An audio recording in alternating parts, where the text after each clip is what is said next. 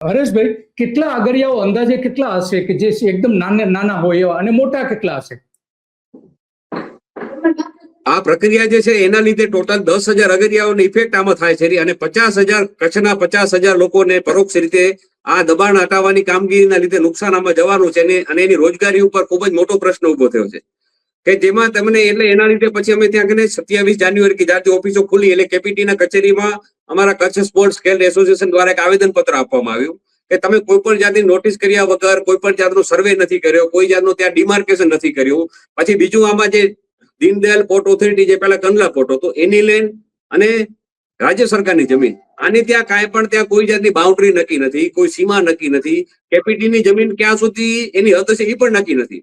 કારણ કે જે તે ટાઈમે અમને મહારાવ કે આપણે જયારે 1953માં જયારે જમીન ફાળવવામાં આવી ત્યારે ત્યાં બે નોર્મ્સ રાખવામાં આવેલા હતા કે એક લો ટાઇડ ને હાઈ ટાઇડ, કે દરિયાનું પાણી જયારે ભરતીમાં આવે એટલે 15 દિવસ લો ટાઇડ હોય અને 15 દિવસ હાઈ ટાઇડ હોય. તો લો ટાઇડ નો એક એરિયા જે હોય એ ત્યાં કને દરિયા અંદર બાજુ અને હાઈ ટાઇડ નો એરિયા હોય અંદર હોય. એટલે બે ટાઈપની ત્યારે સીમાની હદ નક્કી થઈ હતી કંડલા પોર્ટની જમીનની, કે લો ટાઇડ એરિયા અને હાઈ ટાઇડ એરિયા. તો એ હાઈ ટાઇડ કે લો ટાઇડ અને કઈ લાઈનમાંથી અત્યારે દબાણ હટાવવાની પ્રક્રિયા ચાલુ કરી એ પણ ક્યાંય કોઈ જાતની સ્પષ્ટતામાં કરેલી નથી. કેમ કે આખી આ જે પ્રક્રિયા છે એ જ્યાં ભ્રષ્ટાચાર માટેની છે. હવે ટેન્ડરની વાત કરું તો આ ટેન્ડર એક કચ્છની આશાપુરા ફર્મ નામની એજન્સીને આખી ટેન્ડર મળ્યું છે અને આમાં આ જે ટેન્ડર પ્રક્રિયા છે એમાં જે અત્યારે નામો બહાર આવી રહ્યા છે કે કેપીટીના ચેરમેન અને એના અધિકારીઓ સાથે મળી અને અમદાવાદના કોઈ એક ભાજપના નેતા છે નરેન્દ્ર પરમાર, જે કોઈ હાલે ત્યાં લગભગ અનુસૂચિત જાતિ મોરચામાં મંત્રી છે અને પહેલા પોતે બીજેવાયએમ કે જે ભારતીય જનતા યુવા મોરચા જે છે એમાં હર્ષસંઘવી અને એની સાથે આ બધા ધવલ આચાર્ય બધી ટીમ હતી. એટલે એક આમાં ટેન્ડર મેળવવામાં નરેન્દ્ર પરમાર, પછી બીજા અમારા કચ્છના અત્યારે જિલ્લા ભારતીય જનતા પાર્ટીના મહામંત્રી ધવલ આચાર્ય, એ ધવલ આચાર્ય સીધી રીતે ઇન્વોલ્વ છે આ ટેન્ડરમાં. ધવલ આચાર્ય વગર તો આ ટેન્ડર કોઈ હિસાબે આખા કચ્છમાં અત્યારે કોઈ પણ કામ હોય સરકારી કોઈ પણ હોય તો ધવલ આચાર્યની સહમતિ સિવાય અત્યારે કોઈ પણ કામ કચ્છ જિલ્લામાં મળી નથી શકતું. એ પછી ચાહે કાંઈ પણ અહીંયા કને હાઈ ટેન્શનની લાઈનો હોય, કોઈ પણ લીજ હોય, માઇનિંગ હોય, ટ્રાન્સપોર્ટ હોય, દરેક ધંધામાં અત્યારે ધવલ આચાર્યની ચંચુપાત સૌથી વધુ અત્યારે રહી છે અને આખો કચ્છ જિલ્લાના સૌ પબ્લિક અત્યારે એનાથી ત્રાસેલી છે. એટલે ધવલ આચાર્ય દ્વારા જ કેપીટીના ચેરમેનને કોઈ પણ રીતે ઉપરથી દબાણ લાવીને એમાં અત્યારે જે કેન્દ્રના મંત્રી છે પોર્ટ શિપિંગના રાજ્યમંત્રી શાંતનુ ઠાકોર, એનો પણ આમાં રોલ ઇન્વોલ્વ આવ્યો છે. એના સિવાય કચ્છના એક ધારાસભ્યના એક જે ગ્રુપ છે કે જેનું વાંઢિયાની જે અત્યારે હેવી ટ્રાન્સમિશન લાઈનનો જે વિવાદ હતો એમાં પણ એનું નામ આવ્યું હતું. એ ધારાસભ્યના ગ્રુપનું નામ પણ આ ટેન્ડરમાં છે. એટલે આ 4 જણાએ મળી પોલીસનો સહારો લઈ અને પ્રાઇવેટ ટેન્ડર બહાર પાડ્યું. દિલીપભાઈ, જોવાની વસ્તુ એ છે કે કોઈ પણ ગવર્મેન્ટ ઓથોરિટી જયારે દબાણ હટાવતી હોય ત્યારે પોતે જ હટાવતી હોય, પોતે જ મશીનરી કે મજૂરો ભાડે રાખીને કોઈ પણ માની લો કે કલેક્ટર ઓફિસ છે, પ્રાંત કચેરી છે કે કોઈ પણ અધિકારીઓ પોતે જે તે કન્સર્ન હોય કે માની લો તાલુકા પંચાયત, જિલ્લા પંચાયત કે ગ્રામ પંચાયત પોતે દબાણ હટાવતી હોય. પણ આ કેસમાં એવું નીકળ્યું કે શાયદ હિસ્ટ્રીમાં પહેલી વખત હશે કચ્છમાં તો કે દબાણ હટાવવા માટેના પણ ટેન્ડર બહાર પાડવામાં આવે અને એ પણ નાનું મોટું નહીં, 16 કરોડનું દબાણો હટાવવા માટે 16 કરોડના ટેન્ડર બહાર પાડવામાં આવે, જે ખાલી નેતાઓની ત્યાં તિજોરી ભરવા માટે છે. અને આ પણ ખાલી પહેલું ટેન્ડર છે. આવા 16 કરોડના 5 ટેન્ડરની પ્રક્રિયા ચાલુમાં છે અને 90 કરોડ રૂપિયા દબાણ હટાવવા માટેના. તો જ્યાં સુધી દબાણો આટલા બધા થયા, જે કેપીટી કહે છે કે આ બધા નાના અગરિયા દબાણ કર્યા, હકીકતે કોઈ દબાણ નથી. દરિયાનું પાણી લેવા માટેના ત્યાં કને પાડા બાંધેલા હતા. એ પણ અમારા અગરિયાએ એવું કીધું કે અમને આ સિઝનનું તમે અગર એમ કહો છો કે આ પાડા લેવા માટેના દરિયા પાણીની જે તમને જમીનની અત્યારે કોઈ જરૂર જ નથી. બીજું દિલીપભાઈ એ પણ એક વાત કહું, જે આ જમીન અત્યારે ખુલ્લી કરાવે છે એ જમીન કોઈને એલોટ નથી થઈ હજી સુધી, એની કોઈ ઓપ્શનની પ્રક્રિયા નથી થઈ કે જ્યાં ત્યાં તાત્કાલિક દબાણ હટાવવાની અત્યારે જરૂર પડે એવી કોઈ અત્યારે જરૂરિયાત પણ ઊભી નથી થઈ. તેમ છતાં પોર્ટ ઓથોરિટીના 90 કરોડ રૂપિયાનો ભ્રષ્ટાચાર કરવા માટે થઈને જ આ પ્રક્રિયા આખી સડનલી ચાલુ કરી દેવામાં આવી છે.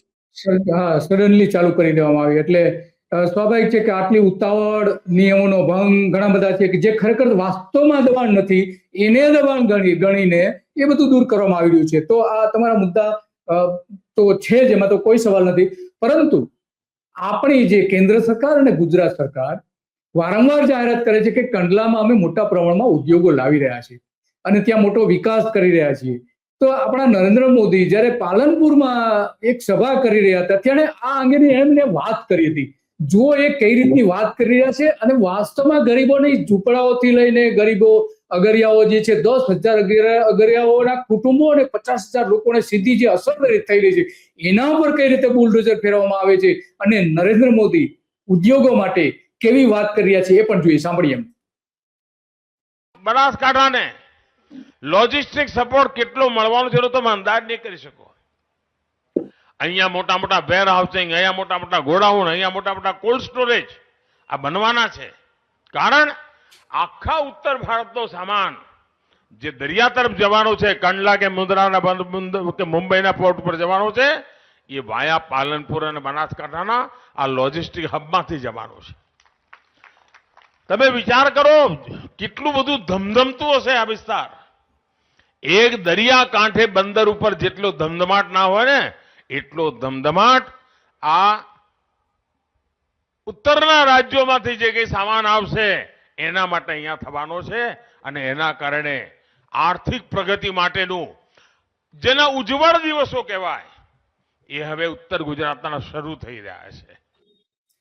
તો આ ઉત્તર ગુજરાતની વાત તો કરે છે મોદી સાહેબ, પરંતુ વાસ્તવમાં એ ઉદ્યોગોની તરફેણમાં બોલી રહ્યા હોય એવું સ્પષ્ટપણે દેખાય છે. કારણ કે આ જે કંડલા અને એની આસપાસના જે મીઠાના અગર જે છે એ નાના લોકોના છે. નાના લોકો માટેની ચિંતા આપણા વડાપ્રધાનને બિલકુલ નથી. ચૂંટણી પ્રચારમાં બેઠકો જીતવા માટે, સંસદ સભ્ય કે સંસદની બેઠક કે વિધાનસભાની બેઠક જીતવા માટે નરેન્દ્ર મોદી આવા તાઇફાઓ કરવા માટે જાણીતા છે. અને પછી થાય છે શું, જે અહીંયા થઈ રહ્યું છે એવું જ આખા ગુજરાતમાં થઈ રહ્યું છે. અને અહીંયા નાના માણસોને હેરાન કરવામાં આવે છે. આજુબાજુ જે લોકો રહેતા હતા કંડલા પોર્ટ પર કામ કરનારા અને બીજા એની સાથે જોડાયેલા લોકો જે કામ કરતા હતા, એના દબાણો ઓછામાં ઓછા 5,000 તો લગભગ ખતમ કરી નાખ્યા છે. એના પર બુલડોઝર પડી ગયું. હવે જ્યાં મીઠું પાકે છે ત્યાં આ થઈ રહ્યું છે. તો આ સરકાર શું કરવા માંગે છે ત્યાં એની વાત કરશો હરેશભાઈ થોડી? જી, સરકારની તમને વાત કરું તો હાથીના દેખાડવાના દાંત દૂધા છે અને ચાવવાના દાંત દૂધા છે, આ એવી વાત છે. હવે આજે અત્યારે જે આપણે લીજની વાત કરી એ કલેક્ટર સાહેબ દ્વારા 40 વર્ષોથી જે લીજ આપવામાં આવેલી હતી એના પેટેના આ બધા કારખાના તોડી નાખ્યા છે. મૂળ મુદ્દો અમે એ કહે છે કે જે કેપીટી દ્વારા દબાણ, ખરેખર દબાણનો પહેલા સર્વે થાય, એનું ડીમાર્કેશન થાય, ડીઆઈએલઆર ની હાજરીમાં અરજદાર અને જે ઓથોરિટી હોય એની હાજરીમાં પહેલા ત્યાં સર્વે થાય અને આખી લાઈન નક્કી થાય કે આ લાઈનની ઉપરનો ભાગ છે આખો દબાણનો છે. એવી કોઈ જાતની પ્રક્રિયા નથી કરી. અને એક આજે ખારી રોવરમાં મેં તમને વાત કરી આઈઓસી કંપનીની પાછળ જે છે સર્વે નંબર 155, ત્યાં કાયદેસરના લેટિટ્યુડ લોંગિટ્યુડ વાળા નકશા અરજદાર પાસે હાજર હતા. અરજદાર ત્યાં પોતે જાય છે નકશા લઈને, એના ચેરમેનને ઈમેલ કરે છે તોડવાના આગલા દિવસે, ચેરમેનને, એના એસ્ટેટ ઓફિસરને. તેમ છતાં એનો ઈમેલનો, એની રજૂઆતનો કોઈ જાતનો દબાવ ત્યાં કને જવાબ આપ્યા વગર અને સીધા બુલડોઝર ત્યાં કને ફેરી દેવામાં આવે છે. એ મેટરને લઈને હાઈકોર્ટમાં અરજદાર દ્વારા એસસીએ પણ કરવામાં આવી છે. અને એમાં હાઈકોર્ટમાં ત્યાં એમને એડવોકેટ એવું કીધું, કેપીટીના વકીલ મિહિર જોશી સાહેબ કરીને સિનિયર એડવોકેટ છે કેપીટીના, તો તેમના દ્વારા ત્યાં કને એવી રજૂઆત કરી હાઈકોર્ટમાં કે અત્યારે જે પ્રક્રિયા ચાલુ છે એ અમે એક એનજીટી ના ઓર્ડરના આધારે અમે આ બધી દબાણો અમે દૂર કરી રહ્યા છીએ. કે ત્યાં કને મેંગ્રોવ્સ નું વાવેતર હતું અને મેંગ્રોવ્સ ના વાવેતરની જગ્યાએ ત્યાં મીઠાના પ્લોટ ચાલુ થઈ ગયા છે. એવો એનજીટી નો અમને ત્યાંથી ઓર્ડર આવ્યો છે કે મીઠાના ત્યાં તમે પાન દૂર કરીને ત્યાં ફરી તમે મેંગ્રોવ્સ નું ત્યાં વાવેતર કરો. હવે આ પણ કેટલી હાસ્યાસ્પદ વાત છે. અત્યારે જોતા હશો તો આખા દેશમાં બધી જગ્યાએ જંગલોના સફાયા કરવામાં આવે છે.